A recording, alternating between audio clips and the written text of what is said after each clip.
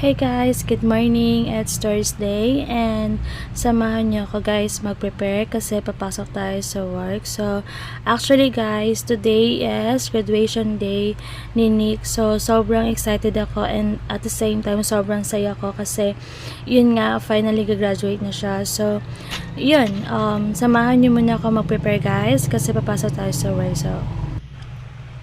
So, yan guys, tapos na ako maligo. So, samahan nyo muna ako mag-prepare guys. So, yan guys, tapos na ako mag-prepare. So, pupunta na tayo sa work guys. So, as what you have noticed, hindi ako naka-uniform today kasi nga it's Thursday. So, yan, let's go guys.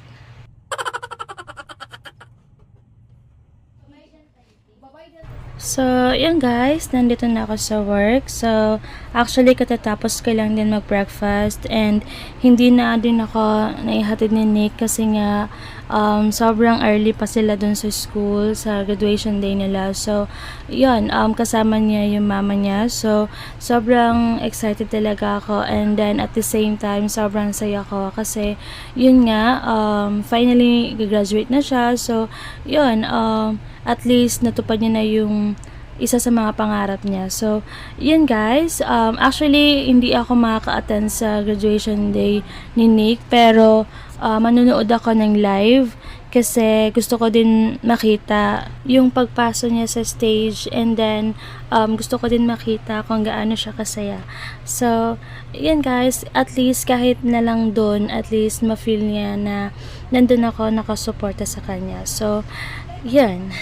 So, anyway guys, samahan niyo muna ako mag-work kasi sobrang daming paperwork today. So, as usual, hindi talaga matapos-tapos yung paperworks. Charot. So, yan guys. Diyan lang muna kayo guys. So, stay tuned guys.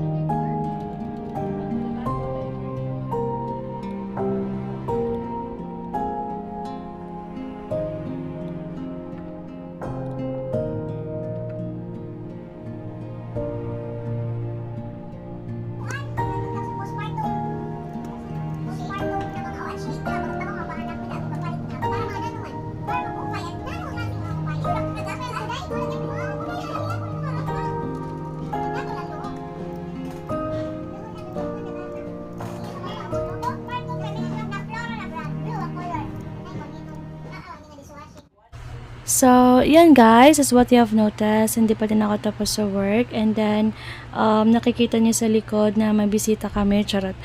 Actually, always siya nandito kasi, yun nga, every time na nandito siya, talagang nagbo-blower lang siya gamit yung electric fan namin. Charot. So, yan guys, dyan lang muna kaya guys kasi hindi pa ako tapos sa work. So, anyway guys, huwag niyo na munang pansinin yung katawan ko kasi sobrang taba ko na talaga. Pero, anyway guys, pinaghirapan ko din naman to, charot. So, yan guys, dyan lang muna kayo. So, stay tuned guys.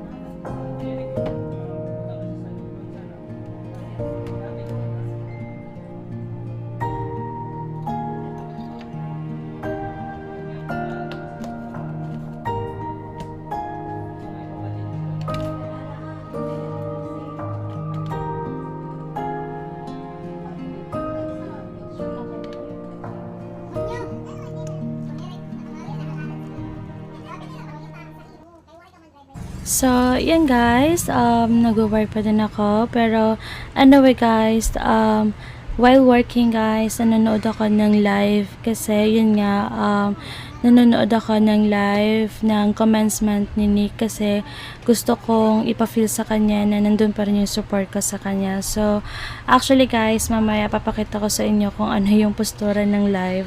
So, dyan lang muna kayo guys, kasi tapusin ko lang yung work ko. So, stay tuned guys.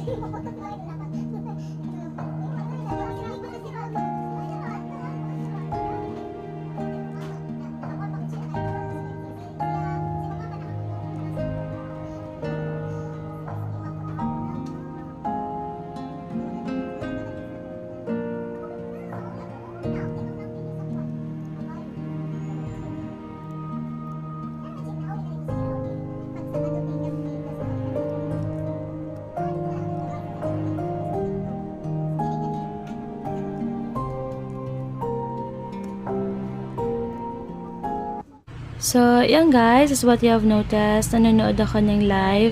Hinihintay ko talaga na tawagin yung pangalan ni Nick. So, sobrang nakaka-excite. So, yan guys, ito na pala yung picture. Hindi na din ako nakapag-screen video kasi yun nga, sobrang daming paperwork. So, yan guys. So, yan guys, nakauwi na ako ng bahay and sobrang nakakapagod talaga kasi sobrang nahirapan akong sumakay kasi yun nga, sobrang daming tao and then sobrang daming pasahero talaga. So, yan guys, thank you guys for watching. Please don't forget to subscribe my YouTube channel.